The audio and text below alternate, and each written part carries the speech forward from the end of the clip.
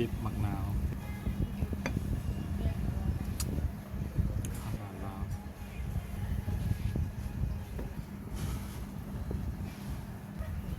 กาแฟแล้วค่อยกินทุกคนครับเจลบีเจลเบียร์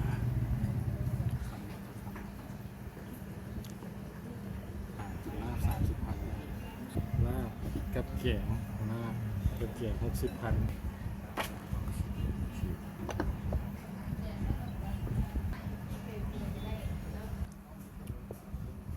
คือรถขมบุกเข้ามาครับเป็นป่าเข้ามาบรรยากาศกล้องตารางบ้าน